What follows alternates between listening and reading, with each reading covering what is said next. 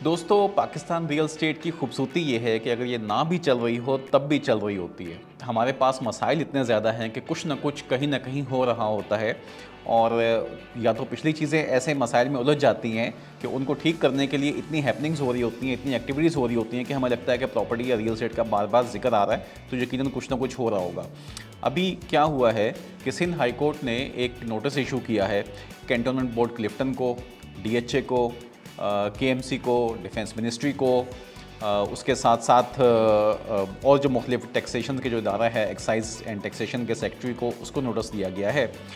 हुआ ये है कि वहाँ पे पिटीशन फाइल हुई है जिसमें कि शबनम जबात साहिबा और 4 लोग और हैं, इन्होंने एक पिटीशन फाइल की है जिसमें सीबीसी के जो टैक्स के इंक्रीज़ हुए हैं, लास्ट ईयर से ये इशू चल रहा है। सीबीसी ने अपने जो टैक्सेस थे उसको रिवाइज़ किया था और जिस पे डीएचए के जो रेजिडेंट्स थे सीबीसी के, उन्होंने स्ट्रेट अवे उसको मना कर दिया कि जी बस हो गई है और अब आप ना करें इसको।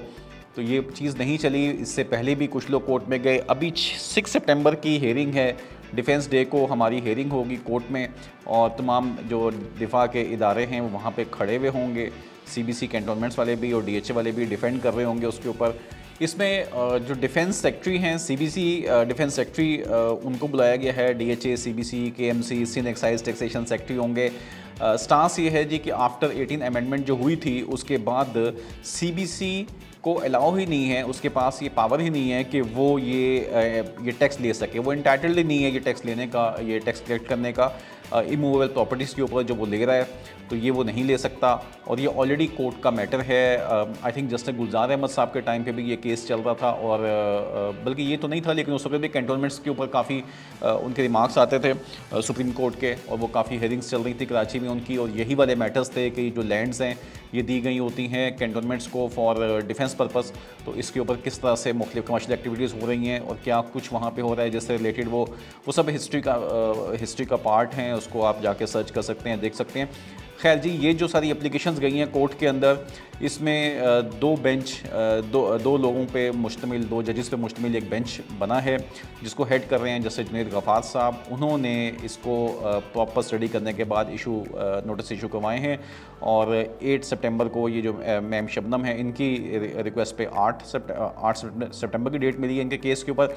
और इसके अलावा कोई तकरीबन 55 के करीब मज़ीद रेजिडेंट्स हैं जो ऑलरेडी कोर्ट में जा चुके हैं ये मैटर लेके, जिसके ऊपर 6 सितंबर को कोर्ट की हियरिंग होगी। अच्छा, ये जो प्रॉपर्टी टैक्स जो लगता है सीबीसी जो चार्ज कर रहा है, ये एक्चुअली उनका एनुअल रेंटल वैल्यू जो होती है जिसको एआरवी कहते हैं, उसकी बेसिस पे एक फार्मूला उन्होंने बनाया हुआ है कि जी इसका 15% जो है ये आप हमें देंगे टैक्स की मद के अंदर एनुअल रेंटल वैल्यू का। तो आपने घर जो किराए पे चढ़ाया हुआ है उसकी जो भी वैल्यू बनती होगी पूरे साल की, उसका 15% वो जाएगा उनके पास। एक लेटर इशू हुआ था लास्ट ईयर 23 अगस्त 2022 को, जो कि असिस्टेंट डायरेक्टर मिलिट्री लैंड्स जो हैं वहाँ से आया था और उसके अंदर कोई कैंटोनमेंट्स के एक्ट है 1922 एंड 1924, उनके अंदर कुछ प्रोविजंस थी, उसको इस्तेमाल करते हुए एक नया मेथड निकाला गया टैक्स वसूल करने का, जिस पे ये कहा गया कि हम प्रॉपर्टी की जो मार्केट वैल्यू है उसकी बेस पे अब हम असेसमेंट करेंगे। मैं इस पर एक डिटेल वीडियो करूंगा जिसमें आपको बताऊंगा कि ये पूरा टैक्स जो है ये क्योंकि ऐसा कोई इतने डिटेल फार्मूले पड़े नहीं हुए इसके, लेकिन जो ख़बरें ले सकते हैं या पूछ सकते हैं मुतलका लोगों से कि ये टैक्स किस तरह से बना रहे होते हैं, वो इंशाल्लाह आपके साथ शेयर करेंगे। तो खैर, ये अभी जो नया एक्ट है उसमें उन्होंने ये कहा है कि हम जो है वो इनका मिलिट्री लैंड का जो एक्ट था 1924 का, उसके अंदर से उसको रिवाइज़ करके उसमें से एक क्लॉज को निकाली गई है। सेक्शन 67 एंड 72 के अंदर से एक प्रोविजन लेते हुए उन्होंने ये काम कहा है और कहा है जी ये एक्शन लिया गया और कहा है कि नया मेथड जो हम इस पर निकालेंगे वो ये है कि प्रॉपर्टी को मार्केट वैल्यू पे असेस किया जाएगा और उसके ऊपर जो है वो हम लगाएंगे, ना कि एआरवी जो एनुअल रेंटल वैल्यू थी उसके बजाय अब हम इस तरह से टैक्स की कैलकुलेशन किया करेंगे। इसको सुनते साथ ही सबने मना कर दिया स्ट्रेट अवे कि नहीं, हम तो इस पर रेडी नहीं है। इसको आप इस तरह देखें कि अगर आज तक कोई एआरवी के तहत जो एनुअल रेंटल वैल्यू को आप सीबीसी का फार्मूला था उसके तहत अगर आप अपना 1000 गज़ के घर के ऊपर 15,000 रुपये अगर पे कर रहे थे टैक्स जो था सीबीसी का, अब वो चला जा चुका होगा 90,000 के ऊपर। सो काफ़ी ज़्यादा डिफरेंस है जो सबको फील हो रहा है, वो भी इन हालात के अंदर जब हमें मालूम है कि ना हमसे डॉलर पकड़ाई दे रहा है, ना हमें पेट्रोल पकड़ाई दे रहा है, ना हमें कोई और चीज़ इसका पकड़ाई, बिजली पकड़ाई दे रही है। तो इन हालात के अंदर अगर 15,000 रुपये वाले टैक्स को उठा के हम 90,000 पे पहुँचा देंगे तो भले भाई वो DHA में रहता हो या क्लिफ्टन में रहता हो, वो एक दफ़ा वो हिलेगा तो ज़रूर बंदा।